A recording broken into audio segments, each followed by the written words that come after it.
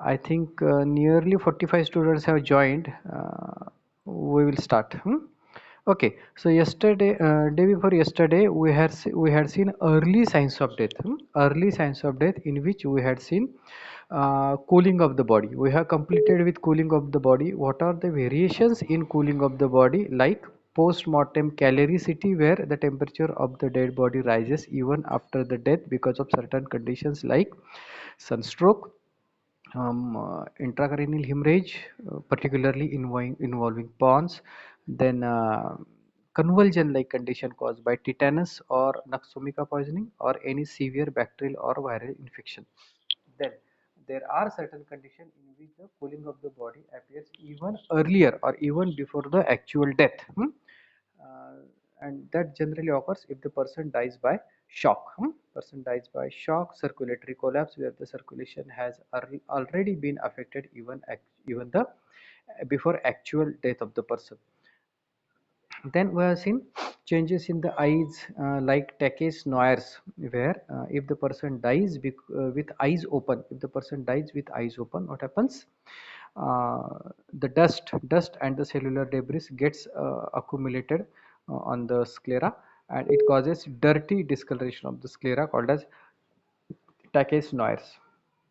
Then changes in the skin, we have seen the skin loses its elasticity. That's why after the pinching or after pulling the skin upward, it will not go back to its normal position because of loss of elasticity.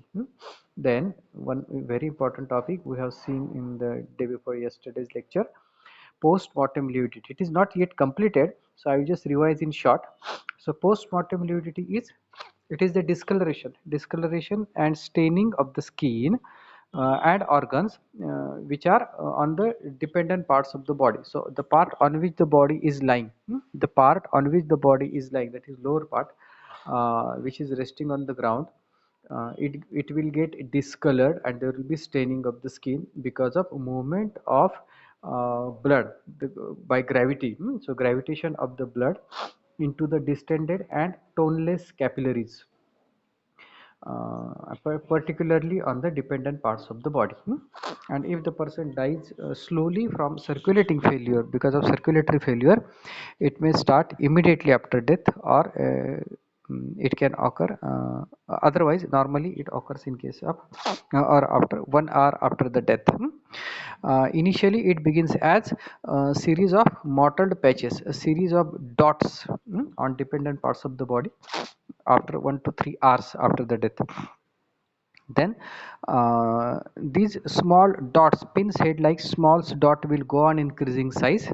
They will coalesce with the adjacent spots within 3 to 6 hours, and the fully developed postmortem lividity is there within 6 to 8 hours.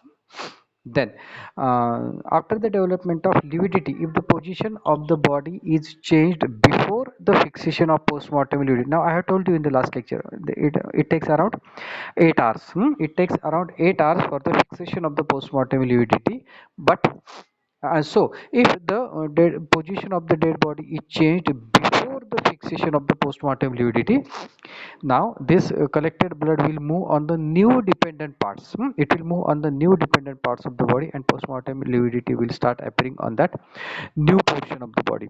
And if the position of the body is changed after fixation of postmortem lividity, that means after 8 hours after the death, after 8 hours after the death, the pattern of lividity will not alter, it will not be altered. It will remain as it is. And now we have seen how to test whether the postmortem lividity is fixed or not. If the pressure of the thumb blanches the area, postmortem lividity is not fixed. So at the site of postmortem lividity, if you press firmly with the thumb, the blood will move to the adjacent area of the point of pressing with the thumb, and that means the postmortem lividity is not fixed. That means time since death is less than 8 hours. And if the pressure of the thumb doesn't blanch the area, means pressing with the help of thumb, pressing with the thumb on the part of postmortem lividity, if that collected or accumulated blood doesn't move, it remains as it is. That means the postmortem lividity is fixed and time since death is more than 8 hours. Now, this thing we have seen, site of distribution and pattern of postmortem lividity. It depends upon the position of body at the time of death or after death. In case of hanging, it will be on the lower limbs, external genitalia, because they are hanging downwards. Lower limbs, external genitalia, forearm and hands. Now, in case of drowning, generally the body is lying down in head facing downwards, face downwards.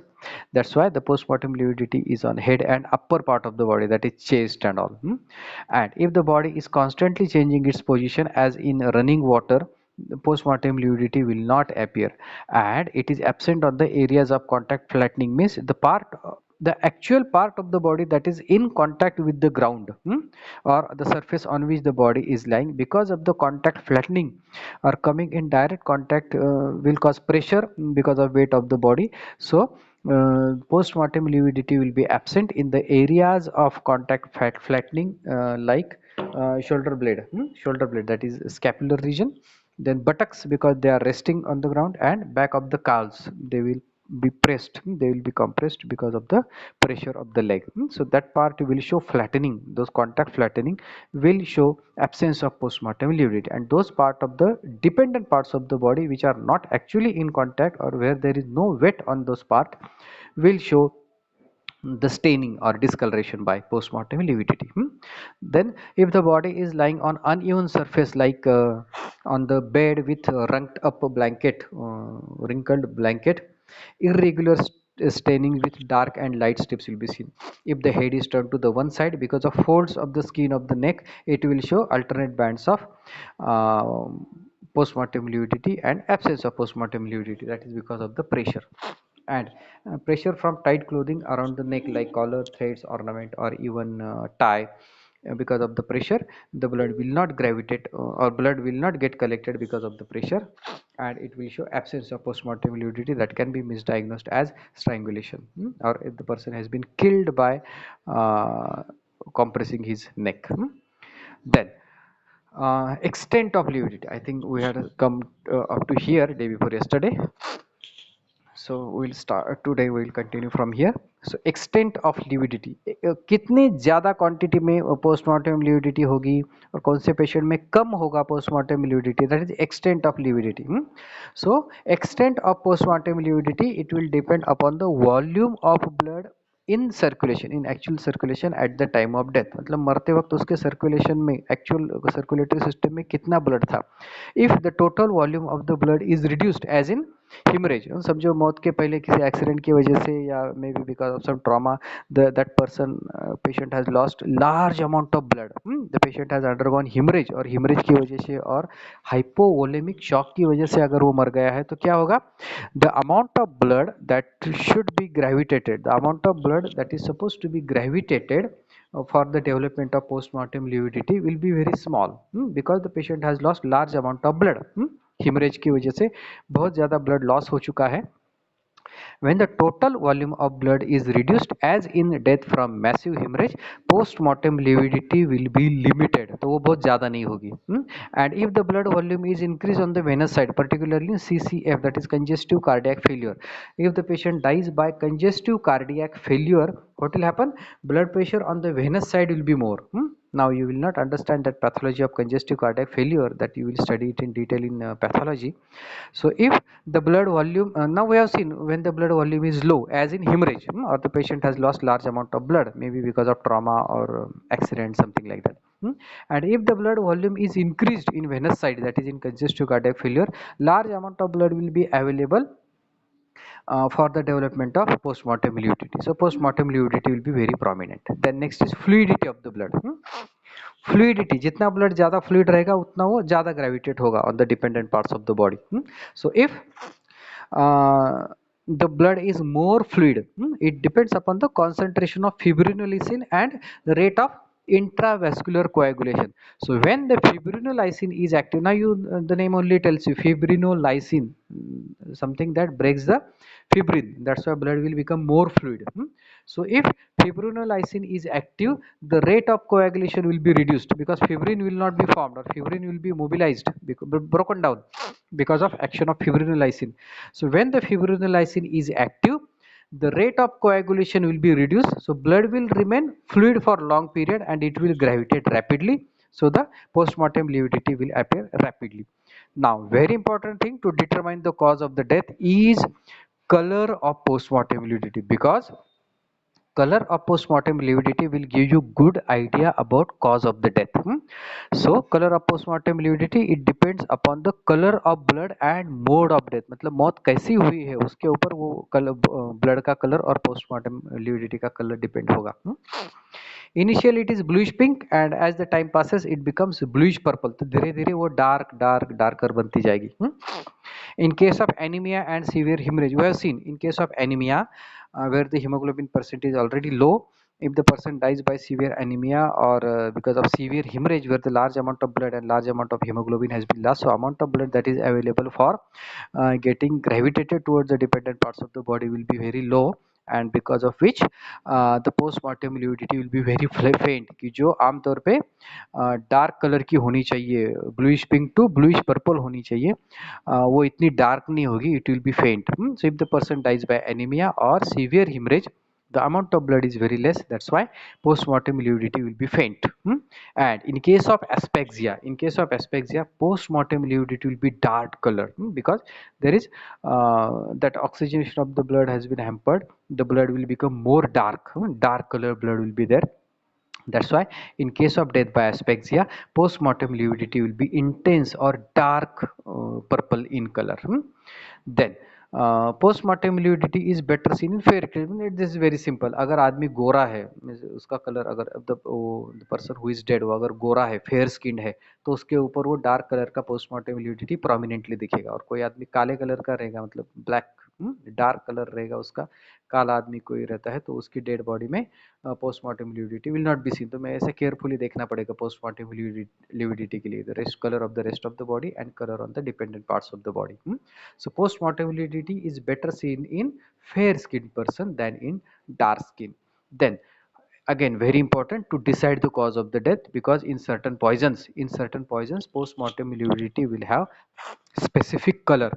In case of carbon monoxide poisoning, you know carbon monoxide is a asphyxiant poison, it will affect the respiratory tract and it will hamper the oxygenation of the blood, so oxyhemoglobin will be replaced by carboxyhemoglobin. So in case of poisoning by carbon monoxide, because it is a asphyxiant poison, the oxygenation of the blood will be hampered and the color of the postmortem lividity will be cherry red, bright एकदम bright cherry red colour का postmortem lividity रहेगा. In case of death by potassium cyanide, you know potassium cyanide is a salt of hydrocyanic acid, because of that chemical reaction between potassium and hydrocyanic acid, this potassium cyanide salt, if any person dies by potassium cyanide poisoning, the color of the postmortem lividity will be pink. Phosphorus will have dark brown. We will study the next poison, that is phosphorus, in toxicology. Opium, and very important, very characteristic in case of this is characteristic feature of opium poisoning.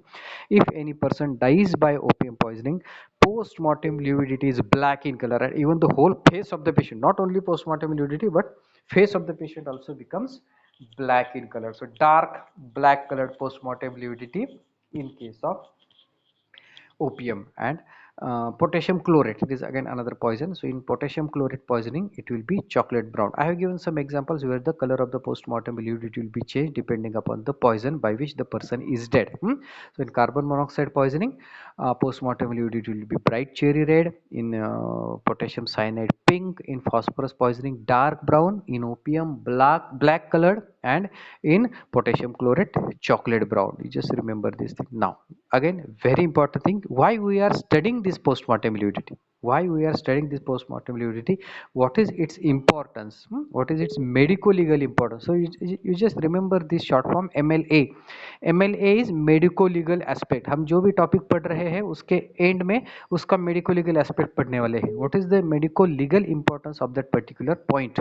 So what is the medico legal aspect of postmortem lividity.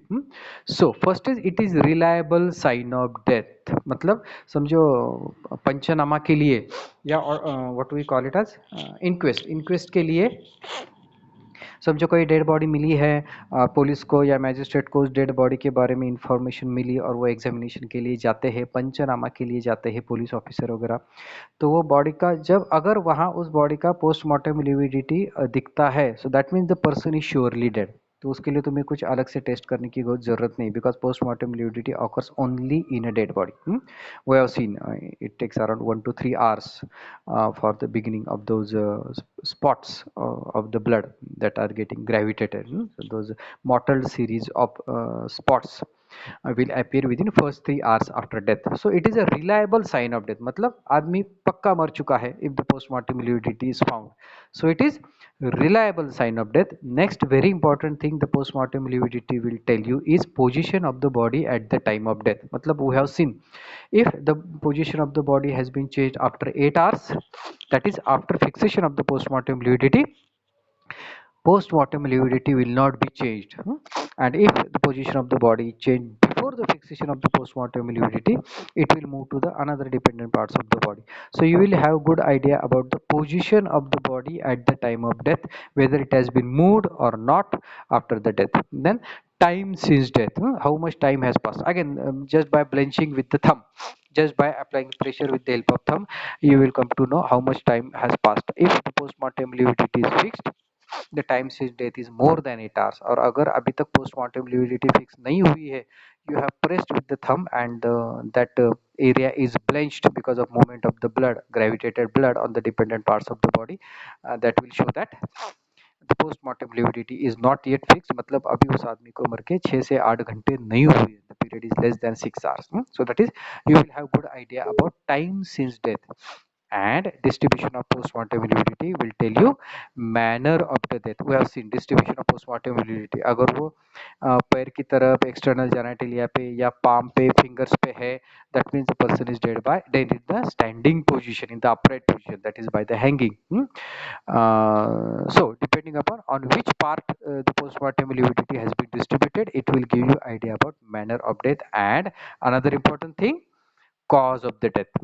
Another important thing is caused by the death. You can come to know about the cause of the death by looking at the careful examination of the color of the postmortem lividity. So whether there is any poisoning or any other issue is there, or any other causative factor is there for the death of the person, that you can come to know by looking carefully into the color of the postmortem lividity.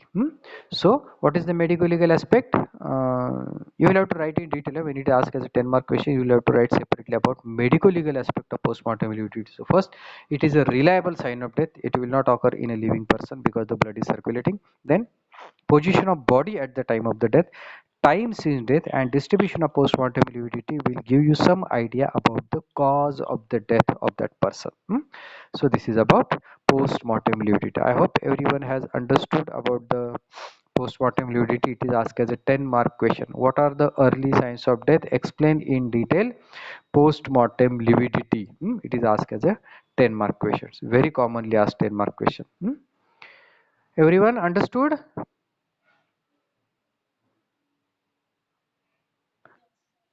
Clear to you all postmortem lividity? Good. Okay, then we will move to the next topic. We'll move to the next topic. You can see my screen, no? Okay. Yes, yes, fine. Okay, now we will go to next important early sign of the death. Very important early sign of the death, that is changes in the muscle. So after that, what changes are taking place in the Areva, very good attendance, 63, very nice. Okay, we will see now changes in the muscles after death. Now, when any person dies, the muscles, the changes in the muscles pass through three stages: primary relaxation, rigor mortis, and secondary relaxation. Remember these three stages. Now, it can be asked as a 10-mark question. Again, rigor mortis is separately asked as a 5-mark short note or even 10-mark question. Explain in detail rigor mortis and its medico legal importance or medico legal aspect. It is again very commonly asked as a 10-mark question. So immediately after death, body doesn't undergo into rigor mortis. It first undergoes primary relaxation. All the muscles, each and every muscle of the body undergoes relaxation. It gets relaxed. So तुम लोगों ने picture में वगैरह देखा होगा, अगर समझो कोई आदमी मर रहा है, ऐसा दिखाया कोई एक्टर, मतलब कोई आदमी मर रहा है मूवी में, तुम लोगों ने देखा होगा, तो मरने के बाद उसकी गर्दन एक साइड को जाती है, या उसका हाथ, समझो उसके बाजू में कोई हाथ पकड़ के बैठा है उसका, तो उसका हाथ नीचे गिर जाता है, because each and every muscle of the body undergoes relaxation. That's why there is complete relaxation of all the muscles. So first stage in the changes of the muscles is primary relaxation. So relaxation of general muscle tone, muscle का tone पूरी तरह से गायब हो जाएगा, and it will cause drooping of the lower jaw. So if the body is in, मतलब ऐसा समझो, I will not call it a sitting position, ऐसा मागे कशाला तरी टेकून बसलेला आहे, म्हणजे अपराइट पोझिशन मध्ये आहे बॉडी, तो jaw will lower jaw will be drupe, तो जिससे कि मुंह खुल जाएगा उसका, because all the muscles of mastication they all will be relaxed, that's why jaw नीचे जाएगा, drooping of the lower jaw, मुंह खुल जाएगा, pupils will dilate because of relaxation, muscles will become soft and flabby, muscles will become soft and flabby, and all the joints will be flexible. मतलब अभी अभी मौत हुई है तो you can move each and every joint of the body, there will not be any resistance, there will not be any stiffness, all the muscles will get relaxed. That's why you can move each and every organ of the body. हाथ आराम से elbow में flex करोगे, extend करोगे, पैर आराम से extend करोगे, फ्लेक्स करोगे, शोल्डर में भी you can move each and every organ, each and every part, each and every limb, fingers भी, उंगलियां भी तुम आराम से सीधी कर पाओगे, फ्लेक्स कर पाओगे, because there is no resistance, there is no contraction. The all the muscles will become soft and flabby and all the joints are flexible. All the sphincters will be relaxed. That's why there will be incontinence of urine and feces, because there will be relaxation of all the sphincters also.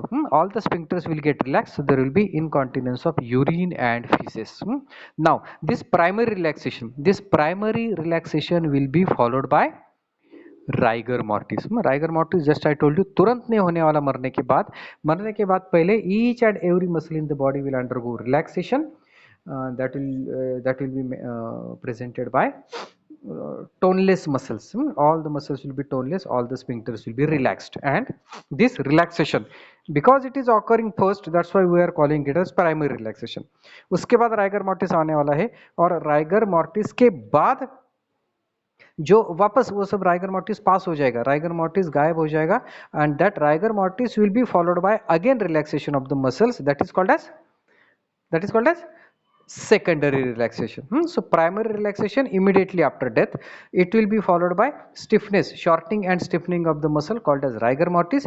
और rigor mortis तो हमेशा के लिए permanent रहने वाला नहीं है, बाद में भी सब मसल सब रिलैक्स होने वाले हैं, that is called as secondary relaxation.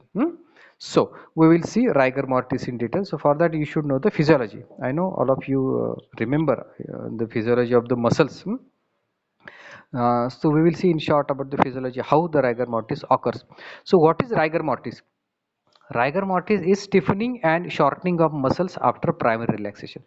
पहले primary relaxation होगा जिसमें all the muscles of the body will get relaxed, will lose their tone. That's why it will be very easy for you to flex, extend or move all the joints, all the parts of the body, and this relaxation will be followed by stiffening and shortening of the muscles. And it is because of certain chemical changes taking place in the muscle proteins. Muscle में जो भी what proteins are present in the muscles?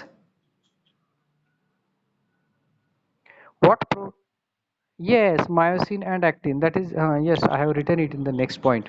It is because of chemical changes in the muscle proteins. They are myosin and actin, you know. So these two types of muscle proteins are present in the muscles. They are called as contractile elements of the muscle. जिनके movement की वजह से, जिनके contraction की वजह से the muscles contract and muscle relax. So that normal physiological changes in the contraction and relaxation occurs because of these two proteins in the muscle, myosin and actin. They lie in interdigitate manner.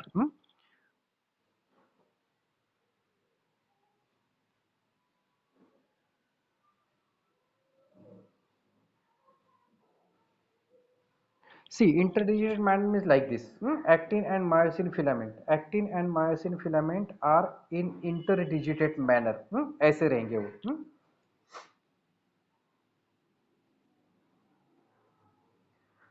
And when the muscle is relaxed, actin and myosin filaments interdigitate to the small extent, and when the muscle contracts, they interdigitate to the great extent. When the muscle is relaxed, see, when the muscle is relaxed, they will be interdigitate like this. थोड़े ही रहेंगे, they will be in the interdigitate. Actin and myosin filament will be in this manner when the muscle is relaxed. Can you see? And when the muscle will contract, this actin and myosin filament will be firmly interdigitate with each other. These actin filaments and myosin filaments, they will be interdigitate firmly. This is the relaxation of the muscle when they are not so firmly attached with each other, and this is contraction of the muscle. Now I think you all have studied it in first year physiology, that is physiology of the muscle. So this actin and myosin filament are interdigitate with each other in firm manner, firmly interdigitate when the muscle contracts. Now, this production and utilization of ATP is in balance in life. मतलब during lifetime जब आदमी जिंदा है, so this production of the ATP and utilization of the ATP, that is in balance. After the death, ATP is resynthesized for a short time depending upon glycogen available locally. Muscle जैसा liver में glycogen रहता है, जैसा liver में glycogen रहते हैं, वैसे each and every muscle में, स्केलेटल मसल में और हर एक मसल में एनर्जी के लिए glucose is stored in the form of glycogen. So this glycogen जितना अवेलेबल है उस हिसाब से ATP is the ultimate unit. ATP is the form in which the energy is used. So that is adenosine triphosphate. So this ATP is resynthesized for a short time depending upon glycogen available locally. तो glycogen अगर ज़्यादा रहेगा, ATP ज़्यादा secrete होगा. Once this glycogen is used up, once this glycogen available in the muscle is used up, ATP will not be synthesized, and that's why it will cause fusion of myosin and actin into dehydrated stiff gel, because of the muscle will become hard. And will undergo thickening and shortening. Thickening and shortening of the muscle will occur. That is, the muscle will be converted into dehydrated stiff gel because of the fusion between myosin and actin in more severe manner. The condition is called as rigor mortis. Got? So these are the chemical changes taking place in the muscle. ATP is in high concentration in the relaxed muscle. When all the ATP that is present in the muscle will be utilized, now these actin and myosin will not separate from each other, and they will remain interdigitate with each other, and muscle will be converted into hydrated stiff gel, leading to condition called as rigor mortis. Now, during rigor mortis, the reaction of the muscle changes to strong acid, and that is because of accumulation of the lactic acid. Now, you all people might have experienced, जो लोग exercise करते हैं, समझो तुमने बहुत दिनों के बाद exercise की, running की या कोई ज़्यादा muscle exercise की, तो हमारे मसल एक करते हैं. समझो बाइसेप्स, अगर तुमने बाइसेप्स का कुछ एक्सरसाइज किया तो दूसरे दिन वो थोड़ा सा बाइसेप दुखेगा. Why? Because of the collection of the lactic acid. So ultimately, whatever the metabolic processes are taking place in the muscle,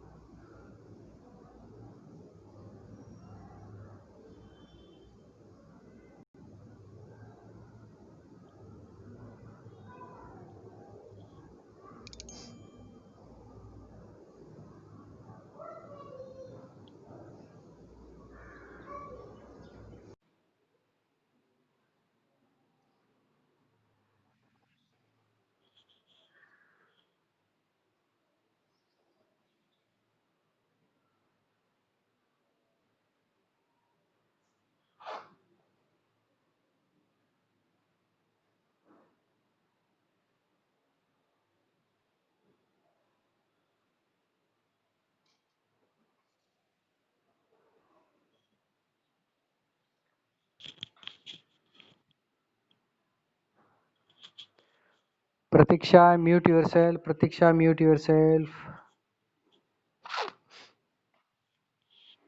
Pawan,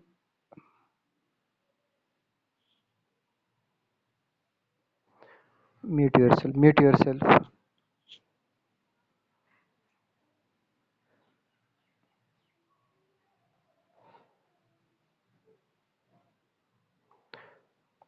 All are back? Not yet. Not yet. Coming. Slowly coming.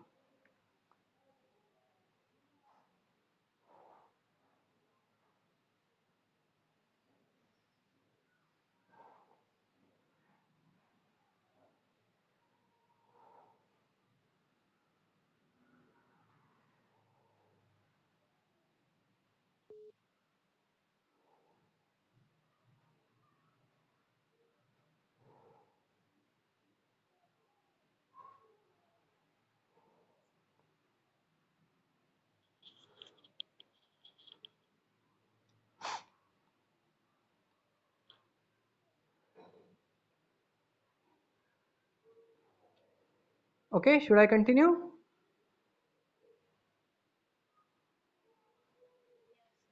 Okay, okay, okay. Mm, 5 more minutes. Hardly 5 minutes. I will stop. Hardly 5 minutes.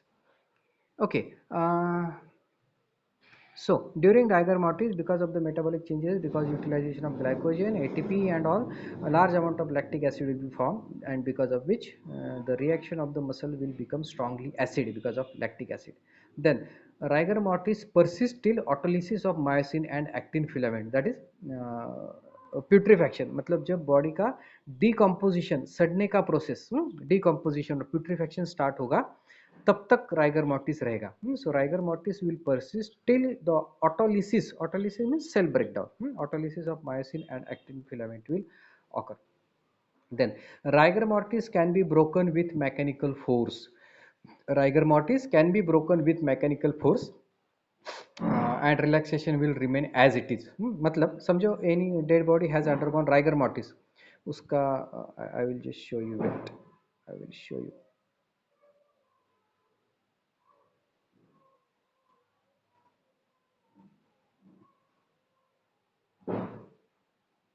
Okay, see, after the death, I'll just show you this particular point. Like this, death has occurred, and the position is like this. The position of the arm is like this, and when by applying the force, you break the rigor mortis. The rigor mortis can be broken with mechanical force. Just the statement I told you. If you break the rigor mortis by the mechanical force, then the hand will move freely.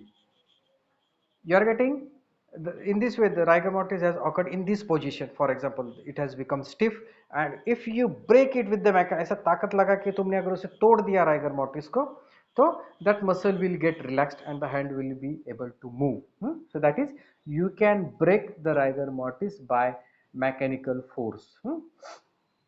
And the whatever the relaxation is there, it will remain as it is now. Rigor mortis can be broken with mechanical force, and whatever the relaxation will be there because of breaking of the breaking of the rigor mortis, the relaxation will remain as it is. Then rigor mortis occurs in each and every muscle of the body. Let it be voluntary, involuntary, मतलब heart muscle में भी आएगा, intestine के muscles में भी आएगा, वो you know longitudinal muscles and circular muscle fibers, gastrointestinal tract के wall में भी muscles रहते हैं. So each and every muscle of the body undergoes rigor mortis.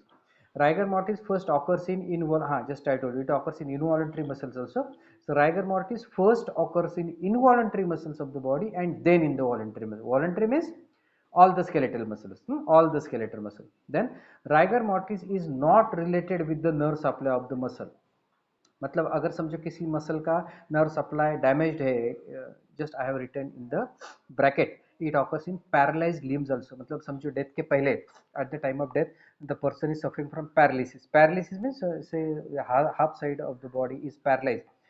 समझो फॉर एग्जांपल उसका लेफ्ट हैंड या लेफ्ट लेग काम नहीं कर रहा पेशेंट का, बिल्कुल patient is suffering from rigor mortis, but that paralyzed limb will also show the stiffening and shortening, that is the changes of rigor mortis. वो उसका जो paralyzed साइड है बॉडी का, हाथ या पैर या दोनों भी, the part of the body which is paralysed, which is not having nerve supply at all, will also show the changes of rigor mortis. उसका भी stiffening and shortening होगा because it has nothing to do with the nerve supply. That's why it will occur in paralyzed limbs also. So rigor mortis will persist till the autolysis of myosin and actin filament, that is after the putrefaction. मतलब 24 घंटे के बाद वो जो body अभी सड़ना start हो जाएगी, डिकम्पोजिशन स्टार्ट होगा, तब एक्टिन मायोसिन ऑटोलिसिस होके उनका ब्रेकडाउन होके the muscles will go into secondary relaxation, what we call it as end of the rigor mortis, or secondary relaxation will occur. Rigor mortis can be broken by mechanical force any time after the setting of the rigor mortis, and the relaxation will remain as it is. Rigor mortis appears in each and every muscle of the body. The first muscles which are going to be affected by rigor mortis are involuntary muscles, followed by voluntary muscles, and rigor mortis has nothing to do with the nerve supply of the muscle. Okay, we'll stop here. We'll see then how the rigor mortis progresses, which muscles are first affected and which muscles are affected later, that we will see. Okay, then we'll stop here. Thank you for joining on your holiday. Okay, then bye. I will end the meeting for all. Is it okay? It's nearly 40 minutes. Okay, now you can have your nice Sunday special lunch, and you can have your good nap of 2-3 hours. मस्त आराम से 2-3 घंटे सो जाओ अब Sunday को. पढ़ाई करते कि नहीं घर पे?